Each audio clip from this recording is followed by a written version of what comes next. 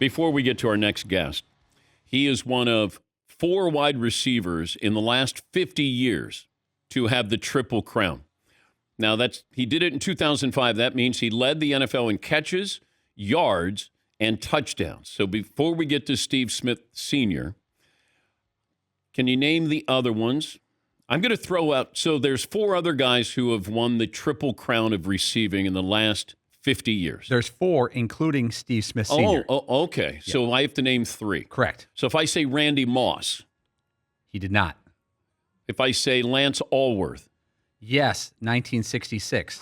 So that's beyond the scope. Oh, okay. The first one that was in our list here is 1990. Jerry Rice. Jerry Rice is correct. Okay, all right. I've heard of him. The other one was within the past 4 years. Tyreek Hill. Cooper Kupp. Cooper Kupp.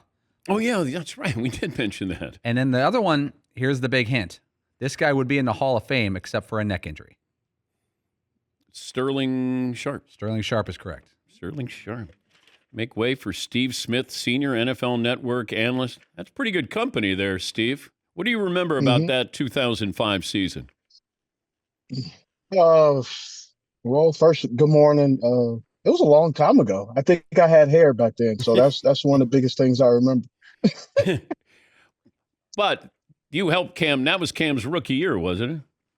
No, sir. No. Cam was, I think, in middle school at that time. Okay. No, this was Jake Delhomme. Oh, okay. But, you look at that. Why haven't we had more receivers win the Triple Crown? I mean, it's a tough deal to do, to lead in all the categories. It's very rare. I'm not going to sit here and toot my own horn, but, everything has to align. You got to have the right combination of teams playing the right opponents. Offense got to be flowing, good pass game, good run game. Kind of just structurally, things have to fall in place. All right, a couple of topics to get to. Tua going on the IR as opposed to concussion protocol. What does that mean to you when you see him go on the IR, so he's gone for at least 4 weeks? It gives an opportunity where you could take your time and figure out what you need to do, sort out some kind of plan. I also like the fact that on those 4 weeks, it's not like he has to play. So that means he gets to take his time and talk to his doctors. Going through decision-making like this, it's an emotional roller coaster. There are going to be some highs. There are going to be most likely more lows, and a lot of conversations that he needs to have and wrestle with and grieve through and process. And I believe at least gives him the starting point not to be pressured in making any kind of decision tomorrow, because the league is about decisions and doing things sometimes based off perspective, not based off reality, sooner than later. Yeah, it just concerned me that it was 4 weeks as opposed to week by week. And I don't know if you agree, if you get a concussion, you're more susceptible to getting another concussion. I think everybody's different. I've played with some guys who've had multiple concussions. I played with guys who, for myself, I've only had 1 concussion in my career. However, it took me about 3 weeks to really just come out of it. It was a pretty bad concussion. It was an accident. I didn't get a concussion tackled. I got a concussion. Actually, I was getting up and someone I didn't know, and someone at the back of my head, I hit their knee. Like, they didn't hit me, I hit them. Obviously, because I don't really have, even though my kids believe it, I don't have eyes behind the back of my head. And I hit it right there in the sweet spot. And they knew something was wrong because I was in the huddle. We said break. And they said everybody broke out of the huddle but me. I was still there. So, everybody's different. So, I played 16 years, 1 concussion. There's guys who've played less than that and had multiple concussions. Everybody's built differently. So to be able to say that we know how everyone handles it and all of these armchair doctors who have their personal opinion, I think, I know we're in this age where everybody's opinion matters. So I'm throwing mine out there, and I think we all should sit back and allow Tua to make his own decision on his career, and allow him to deal with what he wants to deal with versus us giving our opinion on something that, unfortunately, let's be honest, If you were not our circus, not our monkey. So why do we have to? Why are we giving our input on something that really we don't have a hand in? We're talking to Steve Smith, Sr., former NFL Pro Bowl wide receiver, working for the NFL Network. If you were a player on the Carolina Panthers and they made the decision to bench Bryce Young, how would you react? I mean, you got to roll with the next guy. People don't want to hear that, but that's how it is. If Bryce got hurt, we'll be saying the same thing. Who's the next guy up? Next man up is there. For whatever reason, we feel like that this situation is now all of a sudden that Bryce is done. I'm hearing everybody talk about he should be done, trade him. I think the fact that they sat him down, I think that's a good thing. And the reason why I believe that's a good thing is because this. If you see a young man sitting there and you throw him in the swimming pool and you see he's drowning a little bit, you don't remove him from the swimming pool and throw him in the ocean and say, oh, okay, with the bigger tides, he should be okay because he was drafted first overall. He should be fine. Or, hey, get rid of him. How about do what they're doing is allow him to sit back, evaluate, and then maybe train him and gradually put him back in there when he can also learn the game. He was a great processor in college. That's what got him drafted.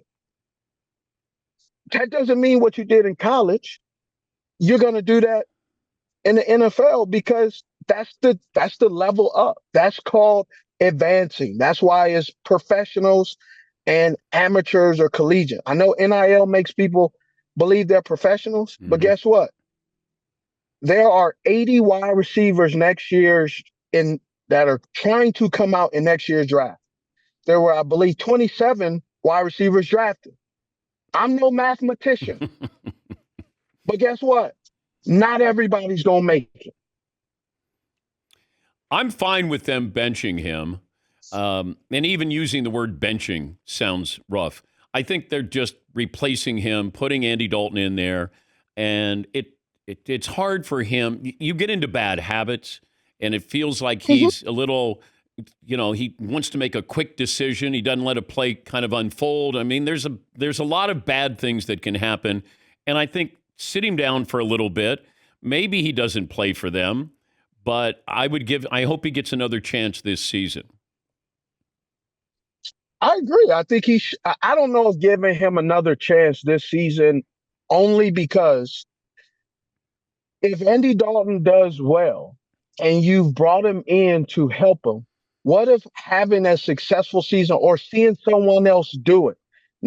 Some people learn differently. Visual aids. Some people learn by example. Some people learn by watching other people do it. So sitting him down and letting him ride out the season and learning, and now he doesn't have the pressure on him. Maybe he'll learn some things. Maybe he'll see the game from a different perspective. And maybe he won't, but I'm pretty sure he will because when you think about it, this is probably the first time he's looked at the game from this position, which is the sideline with no injury.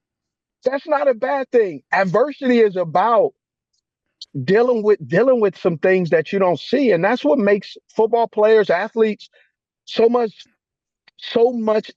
We're intriguing because we can take a negative and turn it into a positive.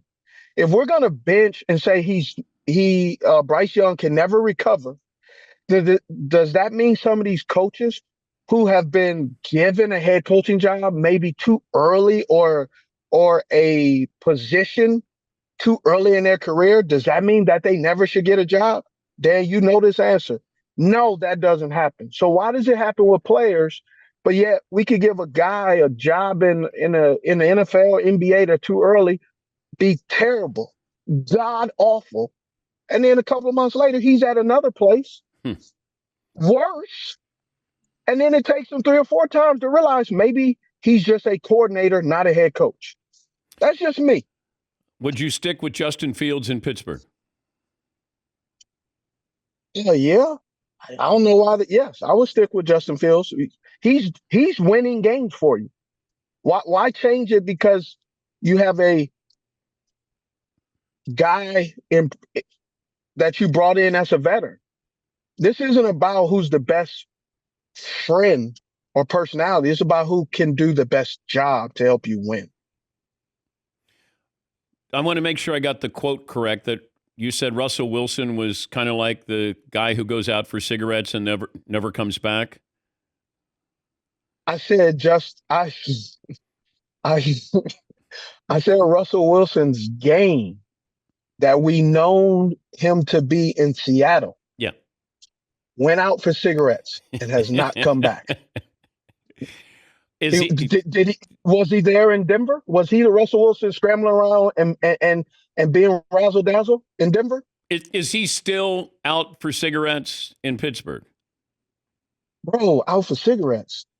Man, he ain't there. Where did it go? Steve, where did it go? I don't know. That's why when you go out for cigarettes, get the Newports, bro, they'll never come back. So that's just the whole point. So you would stick with Justin Fields. All right. Yeah, definitely. You know that answer. Yeah, well, sometimes I just got to ask. I know you do. You're great at that, man. You got a backdrop here. It looks like you're joining us from heaven. Yeah, it's pretty dreary here in Carolina. It's raining. So you know what? I want to be sunshine and rainbows and smiles and be happy. Man, I play with this attitude and this persona, man. And sometimes you just gotta wake up and say, you know what? It's good to be alive, bro. There's some people that didn't wake up. There's some people that's going through some worse circumstances. I get to talk about football, a game that I love playing. I get to, I do a little golf sometimes here and there and talk on my podcast, 89. So, look, I'm just hanging out, man, and enjoying life and loving life, bro. But you played with a chip on your shoulder. Can you get rid of the chip on your shoulder after you're done playing? Absolutely. You know what it's called? It's called golf. It's called iron out. I sit there and play golf and look at it and I get on the course. I'm feeling good, look fresh, look dapper, and get out there first hole. Man, I'll get a par, may even get a birdie. Second hole, I'm over here looking for my ball out in the woods. What you gonna do? Get mad? You just gotta take it for what it is, man. And so that's what I'm trying to do and enjoying it. I'm 45 years old. Hell, I gotta slow down and enjoy life at some point before life is no more. Yes. Yeah, we all do. We tell ourselves that, but that doesn't mean we do it. Yeah, well, you just gotta hang out with me a little bit more and see. You'll see the change. If you don't believe it, yeah, I've heard worse from worse and better people, so I'll be okay. Yeah, better people than me. Yeah, like my wife. Yeah, better people than my wife. Oh, that's fair. I appreciate that. That's a veteran move by you. You don't have any more beefs with players. Like if you see a player, is there still a beef with somebody that you played against? No, not really. I run into guys all the time. Well, Terrell Buckley, if you saw Terrell Buckley. Yeah, I think we're cool. Unless he has a problem with me. I don't have a problem with him. Wait, didn't you have the Super Bowl moment? Didn't you have they spit on you? Yeah, but I can't sit around. I can't sit around. But if you saw him though, Steve, like to be honest, Dad, I don't even know where I would see him. He and I would run into each other. But if we did, hey, how you doing? Shake his hand, look a man in the eye, and keep it moving, bro. I don't. Okay. Just in case, you may see him at a Super Bowl or something. If that is the case, I don't really have time for that, man. Well, thanks for joining us as always. And appreciate you. Yeah, enjoy your golf game. I will. I can't today. It's raining. Yeah, my best to the wife, too, who's better than me. Should be. Not always, though. Oh, always. Oh, okay. Of course, always. Day she was born. Thank you, Steve. No problem, bro. That's Steve Smith, Senior NFL Network analyst. Remember the 03 NFC champion Panthers.